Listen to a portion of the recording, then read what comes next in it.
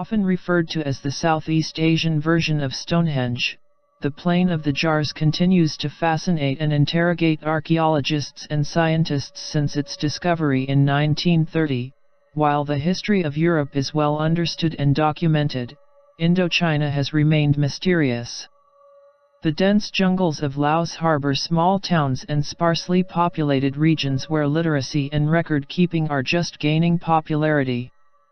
And so, when the first explorers found thousands of massive stone jars, stretching across hundreds of miles, the questions of who could have done them and why they were made was not easy to answer. Thousands of giant stone jars are scattered throughout the lowlands of Xiên Khouan, Laos, forming one of the most bizarre archaeological collections in the world, with enigmatic formations ranging from a simple vase to several groups of hundreds. The Plain of the Jars continues to fascinate and interrogate archaeologists and scientists. The Plain of Jars is one of the greatest archaeological mysteries in the world, he explains. Dr. Dugald O'Reilly from the School of Archaeology and Anthropology, Australia. Surprisingly little research has been done on the site, due to conflicts in the region. The area of the megalithic stonework is still plagued with unexploded ordnance. Between 1953 and 1973, a conflict was fought in Laos involving several factions of the Laotian aristocracy, which fought at the end of the 17th century for the control of power.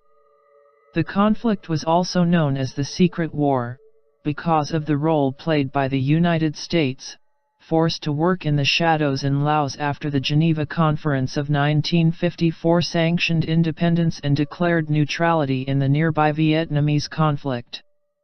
The United States Air Force launched more than 2 million tons of cluster bombs in Laotian territory, many of which remain unexploded, the largest series of bombings since World War II. Although much is known about the recent history of the Plain of Jars, the simple past of the site remains an enigma for archaeologists. Study plans began in 1930. Archaeologists of the time believed that huge megalithic jugs were associated with prehistoric burial practices, which was later consolidated when a group of Japanese archaeologists found human remains and funerary objects inside some jugs of stone. They are not just ordinary vases, some vases are alone, while others appear in groups ranging from a few to several hundred. They are everywhere from the lower hills around the central plain to the valleys of the highlands. More than 60 sites of these containers have been discovered in the Plain of the Jars, tactically on a high ground. The main site, which is also one of the largest with more than 250 jars, is known as Ban Ang, or Site 1. These jars weigh up to 13 tons each and are from 1 to 3 meters high with a diameter of up to 2.5 meters. Although jars with a lid have not been found in place, most have lip borders, which may indicate that most endured a cover made from perishable materials. Several stone tops have been found with carvings of figures that are believed to be of monkeys, tigers, and frogs. But what was the purpose of the jugs? Orthodox archaeology dates the Plain of the Jars at the beginning of the Iron Age, approximately 500 BC to 800 AD. Most jars are made of sandstone and others of granite. Granite is one of the hardest materials on the planet. It is clear that the people who made these structures had an excellent knowledge of the right material and techniques. According to the research of foreign archaeologists and some parts of the Lao investigation, they came to the same conclusion that a drill class was used. They were not molded because these stones in that period were soft stones and they have been hollowed out for many years. An old burial site? Although the results of the series of excavations seem to corroborate the theories of the archaeologists, there is no solid evidence to prove their claims about the actual purpose of the stone vessels in Xiên Khouan. What is certain for many is that these urns have somehow been used in funeral practices dating back to 2000 years ago. The theory that the entire archaeological zone was once an old cemetery was originally conceived by the French archaeologist Madeleine Coligny.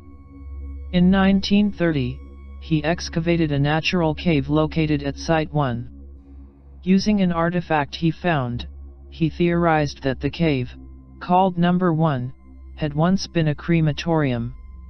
The fact that its roof has two artificial openings that resembled chimneys seems to confirm the alleged purpose of the cave. These results led Coligny to investigate the origin and purpose of the surrounding jugs as well.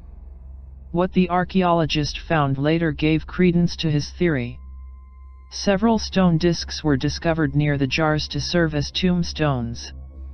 He also found some grains, teeth, and fragments of human bones inside the jugs, all of which showed signs of burns. As for the pits that surround most of the stone jugs, Coligny presumes that they were used to bury the bodies that were not burned. Local folklore says that the area used to be inhabited by a race of giants, and that its king Kun Chung held a celebration after a victorious battle in a long and brutal war. According to this legend, the jugs were used to create and store the Lao Lao, a potent traditional rice wine in Laos, for consumption in a massive celebration of victory. The largest vessels were used by important giants and the largest jar reserved for the king. Another local tradition says that the jars were modeled using natural materials such as clay, sand, sugar, and products of animal origin, in a kind of moldable cement. The locals believe that the cave known as Number 1 of the site was actually a kiln in which the jars were produced. The Frogman or the Squat Man. Although most of the jugs are undecorated, there is a single jug that is adorned with a carving found in Site 1, often called Frogman. The engraving is sometimes compared to the cave paintings of Hua Mountain, due to the similarities in style. The painting offers hundreds of human and animal figures, some of which are especially large compared to the other figures. Does this mean the jars on the Plain of Jars were built during or after the event of the Squatting Man that many relate to an important astronomical event in antiquity? Were the jars originally used as energy storage devices? It is possible that the jugs had many uses throughout history, perhaps originally made for the storage of something, but later it was used as a burial urn. Perhaps some future archaeological work reveals the who and the why of these stone jars, but do not hold your breath.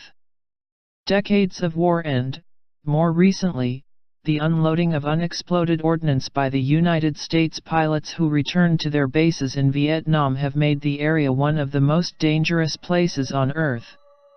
Every year, people die or lose their legs, arms and eyes due to these hidden bombs.